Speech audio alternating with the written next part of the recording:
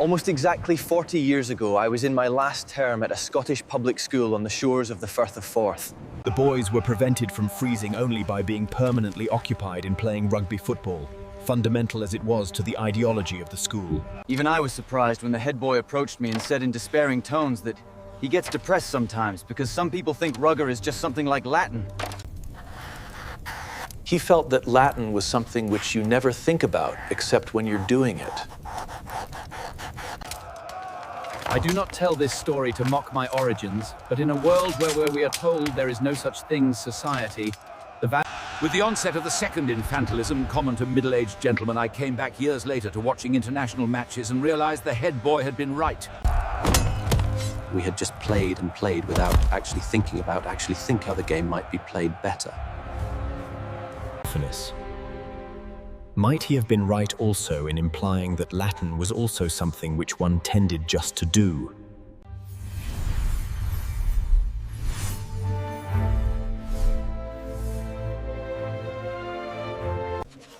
Let me begin by offering a possible definition. Classics is the study of the Quran in the widest sense. From the beginning to say the Islamic invasions of the 7th century AD. Since Michael Ventris's decipherment of Linear B, the beginnings ought of course to cover the later 2nd millennium BC. Certainly, we can on no account leave the late Bronze Age out of our conception of Greek history. Nonetheless, we could still choose to treat that as a sort of Greek prehistory, and to take the decisive beginning as falling in the 8th century BC. To do that would be to use two interrelated markers, the appearance of the earliest scraps of writing in the Greek alphabet. Whether we ought to talk of a real historical world of Homer remains very important. A multiplicity of gods and goddesses, and sacrifices offered to them, and temples.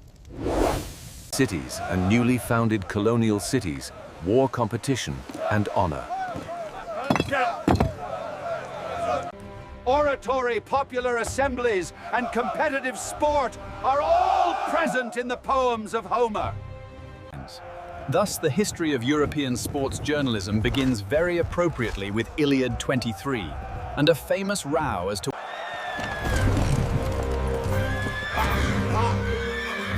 perhaps in view of the farce of the national written, describing a race which never got started because some deity maliciously dulled the wits of the officials. But if we are to begin with Homer, it is absolutely essential not to let that mislead us into thinking of Greek history as something. For the two histories and the two cultures were closely connected from the 8th century onwards, and became even more inextricably intertwined as time went on. Thus, we must recall that imported Greek vases were already reaching Rome around the notional or legendary date of its foundation, 753 BC. Around the date of its foundation, 753 BC. And from around that time too, we have the East Greek geometric skyphos discovered on the island of Pithekusai, Ischia. The earliest Greek settlement in the West, and not much over 100 miles from Rome. The famous graffito written on it, "I am the cup of Nestor, good to drink from." This reflects a knowledge of epic, and being written from right to left, illustrates the borrowing of the Greek alphabet from Phoenicia. Almost all that we can hope to know of the 8th century Mediterranean is embodied in a single fragmentary pot.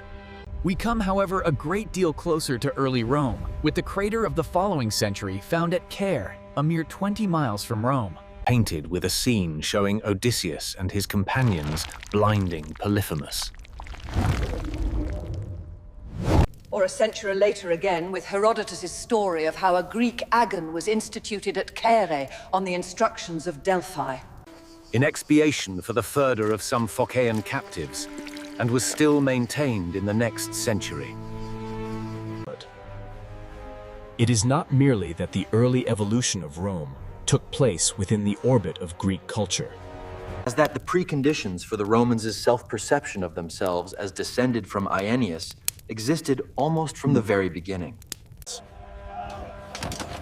From the Archaic period onwards, we have to see Greek and Roman culture as evolving in parallel. Rome did lag behind, of course. Greek cities dotted the eastern and western Mediterranean several centuries before Roman expansion began. Moreover, and crucially for our knowledge, Roman literature begins some 5 centuries later than Greek. The fact is more surprising than one might think, as Rome of the late 6th century was already a major city, with at least one massive temple on the capital. And if the inscription in an early form of Latin on the lapis niger from the Forum is really of the mid-6th century, then it is earlier than any known public inscription from Athens.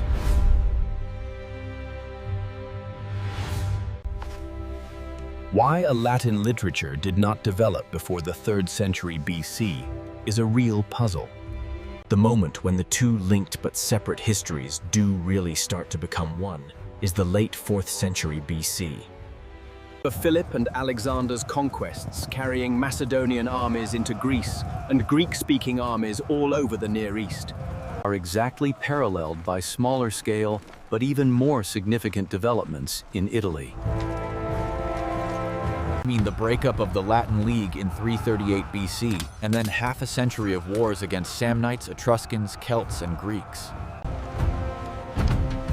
Even before the Romans crossed the Straits of Sicily in 264 BC,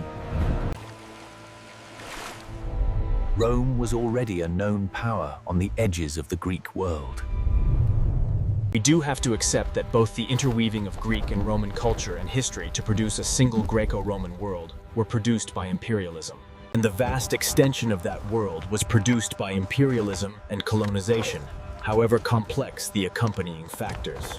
And the mutual reactions between different cultural groups, it was quite simply imperialism and the desire for conquest, which carried Greek culture to Afghanistan and northern India. and Greco-Roman culture to Hadrian's Wall. As I am trying to stress, we have everything to boast of in the sheer extensiveness in space and in time of Greco-Roman culture. But in emphasizing the importance of our field as a major part of human experience, we must not falsify history. Just because both imperialism and colonialism are unpopular concepts in modern culture, falsify history by obscuring the fact that it was in the first instance war conquest and overseas settlement, both Greek and Roman, which created the vast and long-standing Greco-Roman world. As for that process itself, we do not need to follow all the details here. It will be enough to recall that In Asia, in the later 4th century,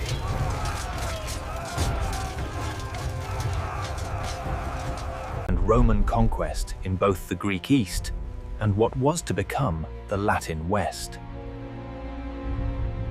which reached a decisive phase in the 1st century BC.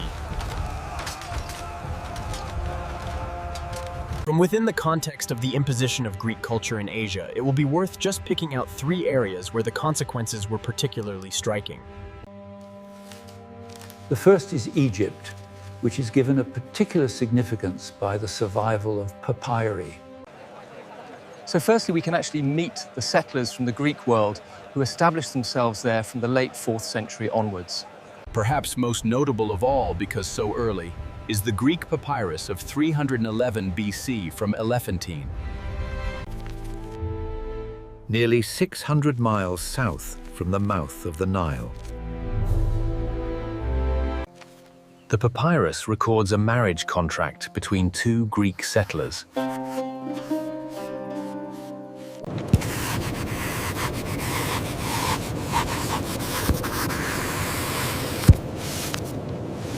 Marriage contract of Heraclides and Demetria.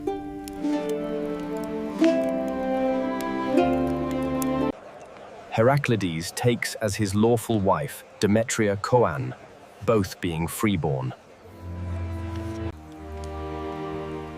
From her father Leptines Koan and her mother Philotis.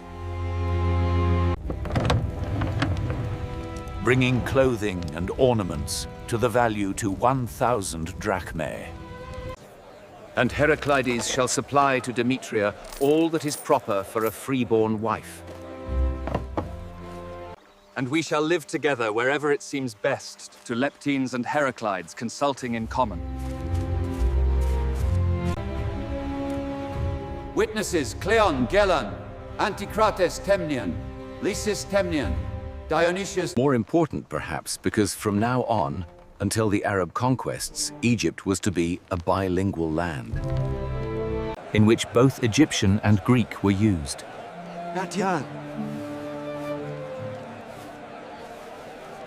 The tens of thousands of surviving papyri preserve for us a large, if erratic, cross-section of Greek literature, in which Homer predominates above all else.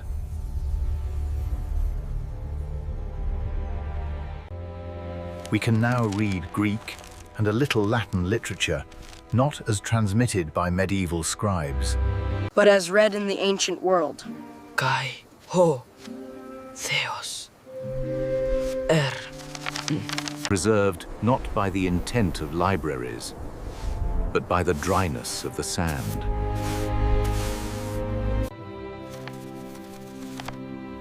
These documents speak with the immediate voice of daily life, allowing us to see beyond the canon of great works to the school books and private letters. Reminding us that this culture was a mosaic of peoples and languages.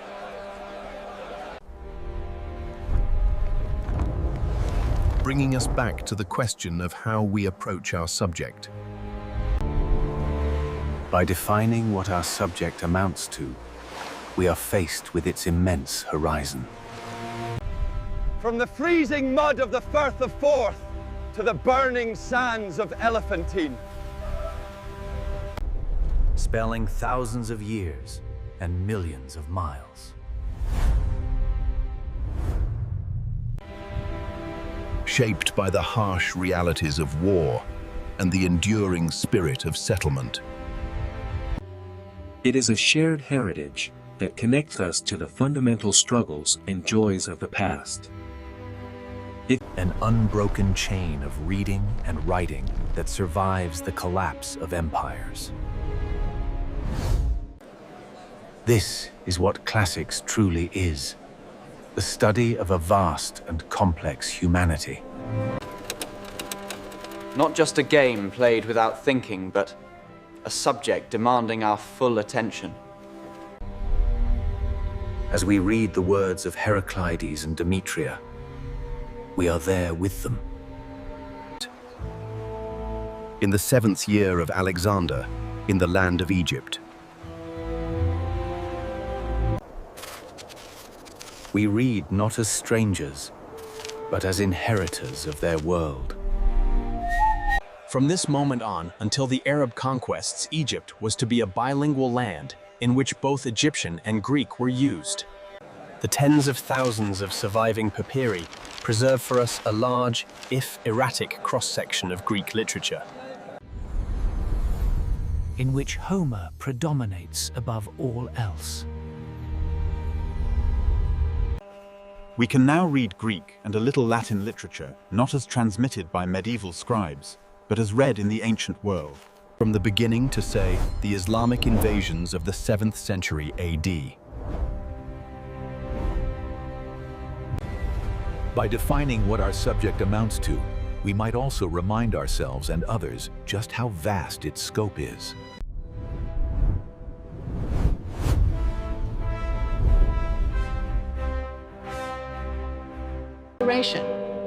But we must not, just because both imperialism and colonialism are unpopular concepts in modern culture, by obscuring the fact that it was in the first instance war conquest and overseas settlement which created the vast Greco-Roman world.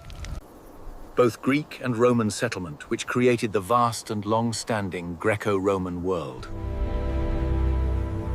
It will be enough to recall that the two major phases were indeed Alexander's conquests in Asia in the later 4th century, and Roman conquest in both the Greek East and what was to become the Latin West. which reached a decisive phase in the 1st century BC. From within the context of the imposition of Greek culture in Asia, it will be worth just picking out 3 areas where the consequences were particularly striking. The first is Egypt, which is given a particular significance by the survival of papyri. So firstly, we can actually meet the settlers from the Greek world who established themselves there from the late 4th century onwards. Perhaps most notable of all, because so early, is the Greek papyrus of 311 BC from Elephantine, nearly 600 miles south from the mouth of the Nile.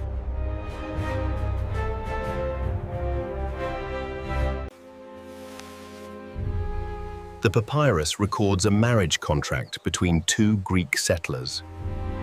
In the 7th year of the reign of Alexander, son of Alexander.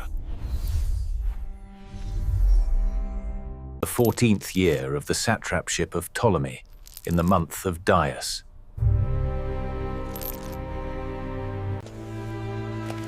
The marriage contract of Heraclides and Demetria.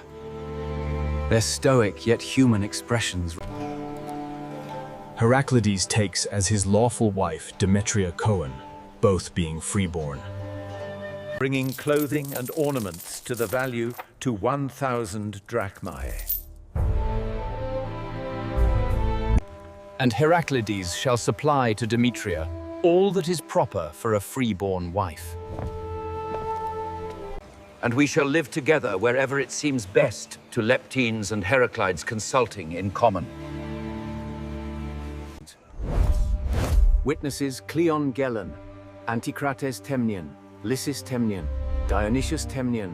More important, perhaps, because from now on, until the Arab conquests, Egypt was to be a bilingual land.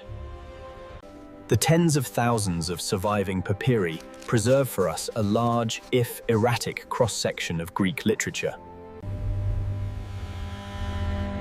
In which Homer predominates above all else. We can now read Greek and a little Latin literature, not as transmitted by medieval scribes, but as read in the ancient world.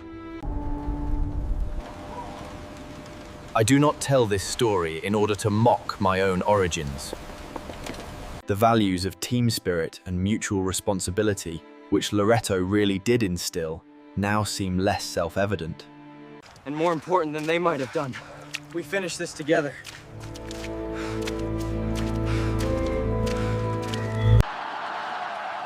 Secondly, when, with the onset of the second infantilism common to middle-aged gentlemen, I came back years later to watching international rugger matches.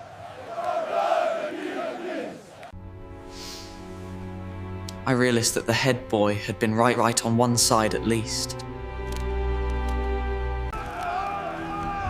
We had just played and played without actually thinking about how the game might be played better.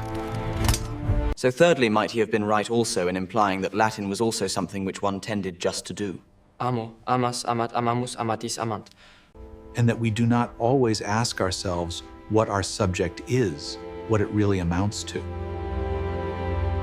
Or how are we or our pupils might best approach it? Exactly. How do we approach this painting? It shows the shift in their thinking. This is the opportunity which I would like to take now, not at least in the first instance by way of self-questioning. But rather the opposite, by defining what our subject amounts to. We might also remind ourselves and others just how vast its scope is.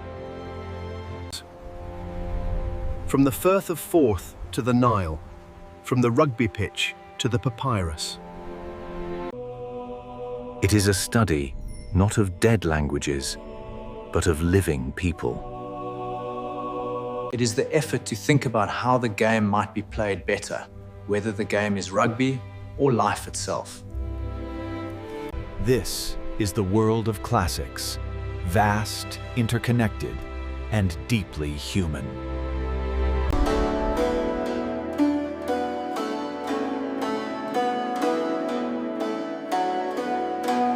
Consequences of Alexander's conquests rippled through centuries, reshaping Judea and setting the stage for a collision of worlds.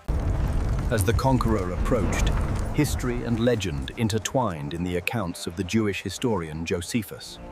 Josephus writes of a moment of unexpected reverence, a meeting that bridged the chasm between Greek might and monotheistic faith.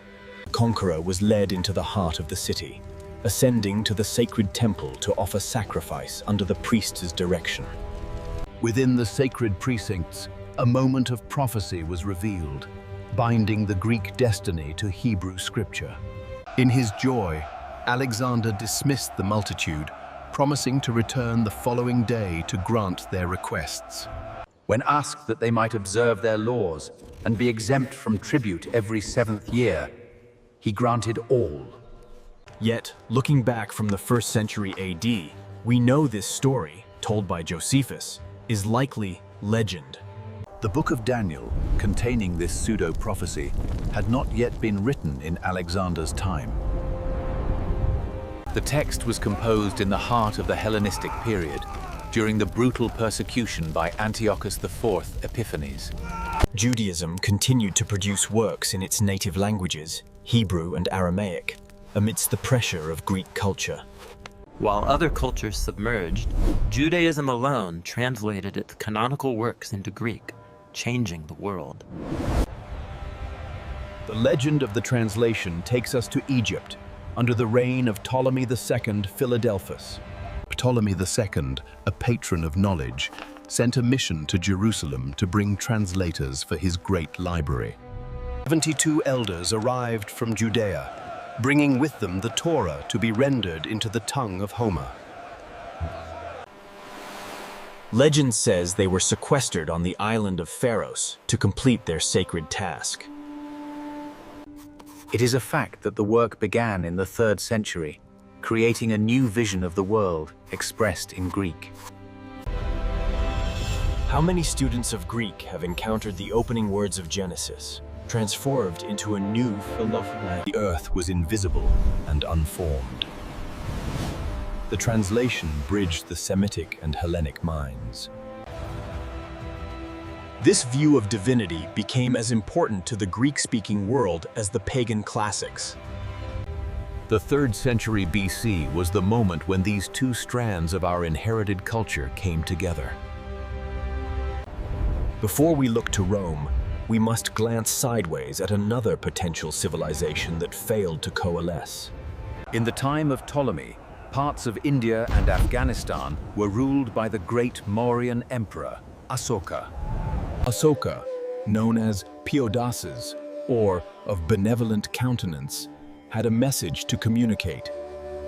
At Kandahar, he inscribed an edict in Aramaic and Greek, a document of immense significance. This document, discovered only in 1958, speaks to a population that still read the language of Homer. The king proclaimed that he abstained from eating living things, and that hunters had abandoned the chase. Why these ideals? Because the king had converted to the teachings of Buddha. This is one of only 2 documents where Buddhist beliefs are expressed in classical Greek. Yet, this remarkable conjunction turned out to be abortive, a road not taken by history. The world of Greek cities would stretch no further than the Tigris, while Rome began its ascent. Roman expansion began exactly at the moment of Alexander's conquests, absorbing his legacy. Rome carried Latin culture to North Africa, Western Europe, and down the Danube. A striking extension reached into Dacia, present-day Romania, planting Latin deep in Eastern Europe. By the 1st centuries AD, a dual Greco-Roman culture stretched from the Tigris to the Atlantic. The empire spanned from Elephantine on the Upper Nile to the cold stones of Hadrian's Wall. Modern estimates put the population of the empire at 50 million people. The Roman army carried the Latin language and literature to every corner of the empire. new discoveries shew the army took the text of the Aeneid to its furthest limits. A line of the Aeneid from Vindolanda in Britain is echoed by another from Masada by the Dead Sea. Masada, the great rock occupied by the army after the Jewish defenders committed suicide in AD 73. But the first fundamental fact is that Latinization made very little progress in the Greek-speaking East. Adeste, remus publicus. Milus, δεν θέλω, πάρα πολύ. Give me this bread. Yes, the finest loaf. That will be 1 denarius, thank you. It is a reasonable estimate that the empire contained more native speakers of Greek than of Latin. Thus, a continuous tradition of Greek culture survived through the Roman Empire and into the Byzantine world. Past the foundation of Constantinople, situated at the strategic point between Danube and Euphrates. Past the fall of the Roman Empire in the west, the Greek East endured. But the other essential fact is the diffusion of Latin as the language of ordinary speech in the non-Greek regions. 40 years ago, it was assumed that one did not think about Latin. It was simply there, a given foundation of the West. In Italy, Gaul, and Spain, we are certain, a popular language evolved from Latin became the speech of the masses. But when did this linguistic takeover occur?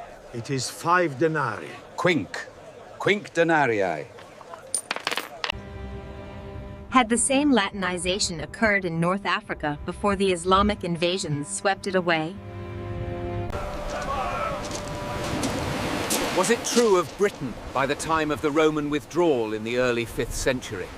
We meet the ordinary Latin of the street in the curse tablets from the temple of Sulis Minerva at Bath.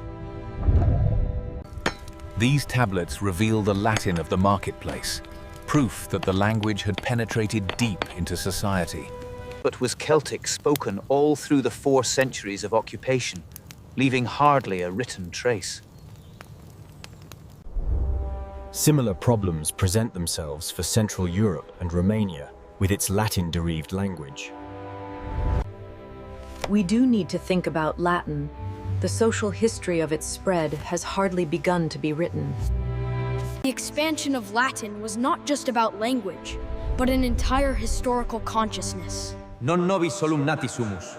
It is an extraordinary tribute to Latin culture that virtually no trace survives of pre-Roman literature in the West. The only literature they inherited was Latin, and the only history, Roman. Except insofar as they acquired a consciousness of Greek culture and, with Christianity, the Old Testament. Very few people have been sufficiently surprised by this erasure. One who did reflect on it was Aurelius Augustinus. Born in 354 AD, he was brought up in the little one-horse town of Thagaste in Roman North Africa. Looking back in his Confessions, written in the 390s, he asked why his education was as it was. I have not yet discovered why I hated Greek literature when I was being taught it as a small boy. Latin I deeply loved, not the primary elements, but what the grammarians taught. He felt the initial elements, reading, writing, arithmetic, to be a burden, just like Greek. Why was his education about the passions of Dido and not about his own soul? What is more pitiable than a wretch who weeps over the death of Dido, but not over himself? Dying for love of Ennius, but not weeping over myself. Light of my heart, bread of the inner mouth of my soul. The question expressed the irresolvable tensions between the Judeo-Christian and classical traditions. This culture was reaching, in 395 AD, the first step in the eventual division of Latin West and Greek East. Where should we see the story of Greco-Roman culture as ending? It isn't an insoluble problem. In one sense, 1453 and the fall of Constantinople.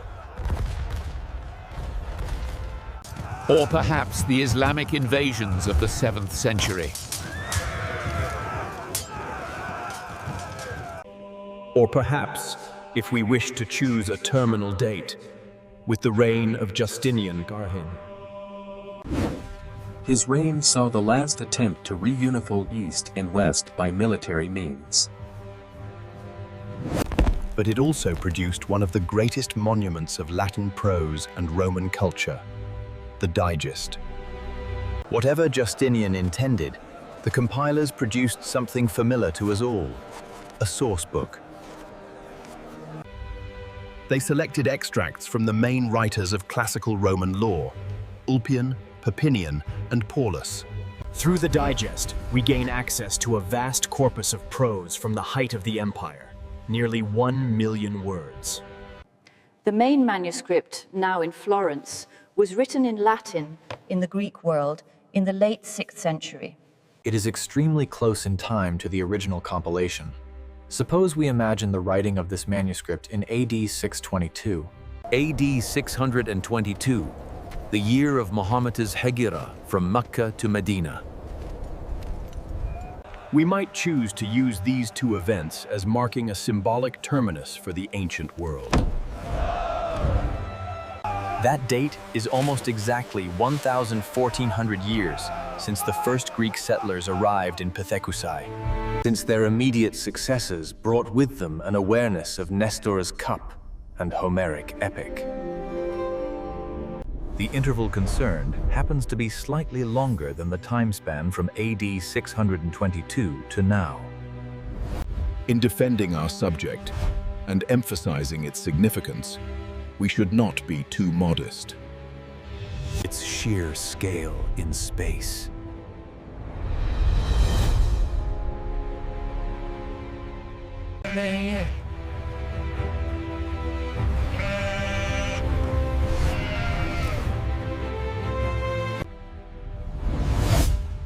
It is a massive chapter in human history. A legacy spoken on the tongues of millions today, often without them knowing. From the scribbles on a curse tablet to the codification of law. The ancient world is not a distant relic, but the foundation upon which we stand.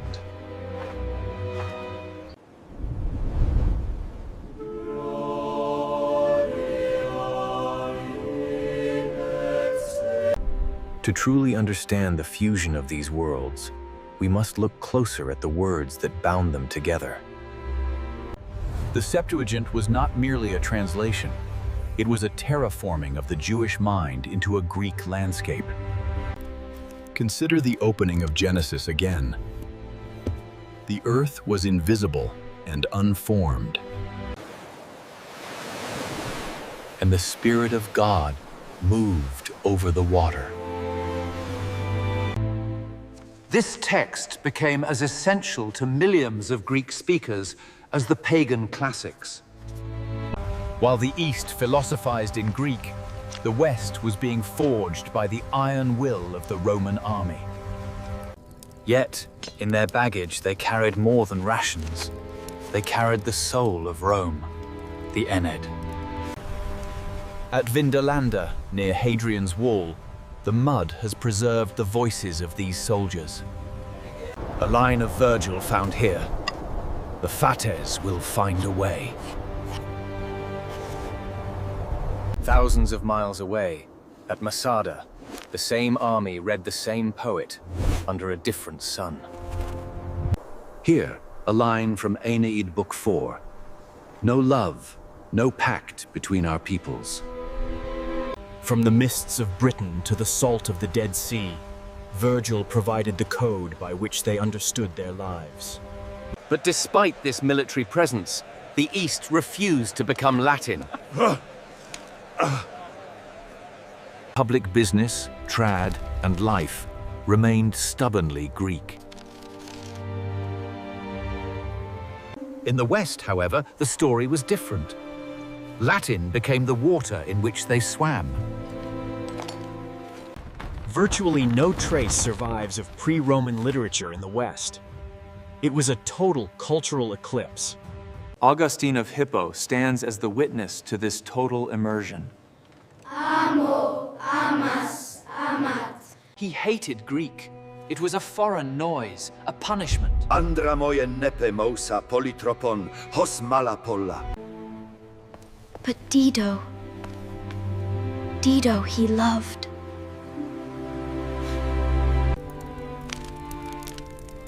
He wept for a mythical queen, while his own soul lay dry. The tension between the classical and the Christian tore at the heart of the empire. In 395, the empire split. The Latin West and Greek East began their long divorce. The West would fall into shadow, its structures crumbling. But the East endured, preserving the flame in a Greek vessel. Justinian, in the 6th century, tried to stitch the world back together. His greatest victory was not on the battlefield, but in the library, the digest. Ulpian, Papinian, Paulus, voices from 3 centuries prior, were saved from silence. This manuscript, written in the Greek world, is our link to the Roman mind. Let us imagine the scribe finishing this work in the year 622. In that same year, far to the south, a different journey began. Mahomet's flight from Mecca to Medina, the pivot point of history. This moment marks the true end of the ancient world. From Pithecusae to Medina, a span of 1,400 years. From the first verses of Homer scratched on a cup to the revelation of the Quran. This interval is longer than the time from 622 to the present day. We should not be too modest about the sheer scale of this civilization. It was a dual culture, Greek and Latin, that shaped the mind of Europe. The East survived the fall, carrying the torch for another 1,000 years. The West transformed, burying the Latin tongue deep into the roots of new nations. Even today, our laws, our faith, our words are echoes of this era. We speak Latin when we do not think about it. Judea, Greece, Rome, the 3 strands that were woven into the West. To look back is not to look at a graveyard, but at a garden. Augustine finally found peace not in Dido, but in the light of his heart. Did the ancient world end? Or did it merely change its skin? It was built by millions of people. Slaves, soldiers, emperors, priests. From the Tigris to the Atlantic. A dual culture expressed in Greek and Latin that refused to die. We are the heirs of this immense process. The ancient world is us.